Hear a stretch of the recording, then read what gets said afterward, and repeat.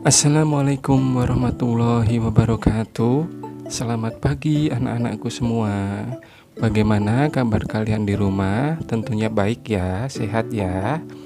Oke, pada pokok pembahasan yang lalu kita telah membahas mengenai konsep teknologi perkantoran, di mana di dalamnya kita membahas diantaranya pengertian teknologi perkantoran, manfaat teknologi perkantoran, prinsip-prinsip teknologi perkantoran, dan dampak teknologi perkantoran. Sebelumnya Bapak ucapkan selamat terlebih dahulu kepada kalian semua yang telah berhasil menjawab pertanyaan yang Bapak berikan pada kesempatan yang lalu. Baiklah, langsung saja kita masuk pada pokok pembahasan kita yang berikutnya, yaitu penggunaan perlengkapan kantor. Namun sebelum kita membahas lebih jauh mengenai penggunaan perlengkapan kantor, Bapak ingin menyampaikan persepsinya terlebih dahulu. Perlengkapan kantor sangat menunjang kinerja pegawai. Seringkali dalam melaksanakan tugasnya, pegawai menggunakan alat bantu agar pekerjaan dapat selesai tepat waktu. Ya, demikian tadi persepsi secara singkat yang Bapak sampaikan kepada kalian. Bagaimana? Mudah ya? Baiklah, berikut Bapak sampaikan macam-macam perlengkapan kantor berteknologi canggih yang dapat menunjang kinerja pegawai. Yang pertama, itu ada word processing. Apa itu word processing? Word processing adalah penggunaan peralatan elektronik yang otomatis melakukan beberapa tugas dalam pembuatan dokumen ketik maupun cetak. Word processor pada awalnya berupa mesin ketik, namun seiring perkembangan teknologi berubah menjadi teknologi komputer. Adapun jenis-jenis word processing diantaranya yaitu Microsoft Word, AB Word, Word, OpenOffice, WordStar, Lotus, Word Pro, Corel, WordPerfect, and Star Office Writer. Oke, yang kedua ada email. Perkantoran pada era modern dalam mengirim surat sering memakai jasa email. Email merupakan kependekan dari electronic mail. Dalam bahasa Indonesia disebut surat elektronik. Kenapa dinamakan dengan surat elektronik? Karena surat tersebut dikirim melalui media elektronik dengan memanfaatkan jaringan internet. Pengguna email harus memiliki akun email dan hanya dapat dikirim kepada orang lain yang memiliki akun email juga.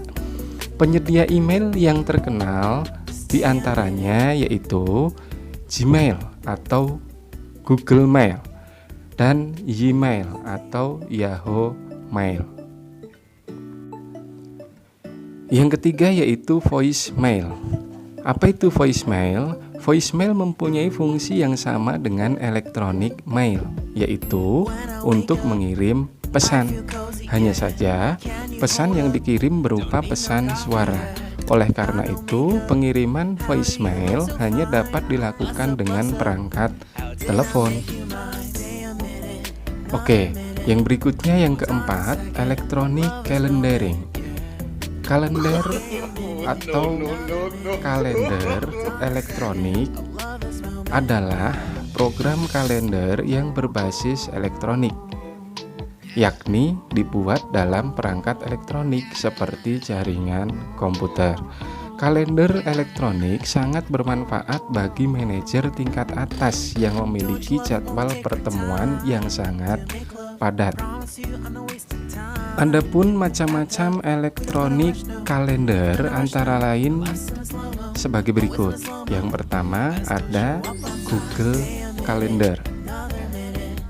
Kemudian ada e-calendar. Kemudian ada 30box. Kemudian ada upcoming. Dan yang terakhir ada Rainlander. Oke, yang berikutnya yang kelima itu ada audio conference. Audio conference merupakan cara komunikasi suatu kelompok dalam rapat, khususnya dalam lingkup perusahaan yang menghubungkan 3 atau lebih saluran telepon di mana anggotanya tersebut tidak berada pada satu tempat yang sama, melainkan tersebar di beberapa tempat yang cukup berjauhan. Audio conference memungkinkan terjadinya komunikasi secara 2 arah. Audio conference menggunakan peralatan seperti mikrofon, pengontrol suara, dan pelantang suara atau speaker. Yang berikutnya yang keenam ada video conference. Ya, video conference yaitu kegiatan berdiskusi yang memanfaatkan siaran video secara langsung untuk menghubungkan kelompok diskusi lain yang berada di tempat berbeda. Video conference memanfaatkan sinyal audio dan sinyal video untuk menghubungkan dari tempat satu ke tempat lainnya. Dan yang terakhir itu ada facsimile transmission. Apa itu facsimile transmission atau fax? Yaitu perangkat komunikasi jarak jauh berupa pengiriman pesan teks. Penerima teks mendapatkan salinan teks dari sang pengirim. Facsimile dapat dikatakan sebagai fotokopi jarak jauh. Baiklah, demikian tadi materi yang dapat Bapak sampaikan pada kesempatan pagi hari ini. Dan sebagai pertanyaannya, yang pertama, apakah yang kalian ketahui tentang Microsoft Office Word? Pertanyaan yang kedua, sebutkan kelebihan Lotus Word Pro. Pertanyaan yang ketiga, bagaimanakah kelebihan metode pengiriman surat menggunakan email? Pertanyaan yang keempat, sebutkan dan jelaskan 2 jenis voicemail yang kalian ketahui. Dan pertanyaan yang terakhir, sebutkan macam-macam elektronik kalender yang telah Bapak jelaskan di atas tadi. Ya, demikian tadi pertanyaan-pertanyaan yang dapat Bapak berikan pada pembelajaran daring kali ini. Sebagai sumbernya, kalian bisa mencari melalui berbagai referensi untuk menjawab pertanyaan yang Bapak berikan. Di antaranya, kalian bisa browsing di internet, kalian juga bisa browsing di Google. Oke, Bapak sampaikan selamat belajar dari rumah kepada kalian semua. Oh iya, Bapak punya satu pantun nih. Mau tahu nggak? Buah nangka, buah cempedak. Siapa sangka belajar online itu enak. Terima kasih. Wassalamualaikum warahmatullahi wabarakatuh.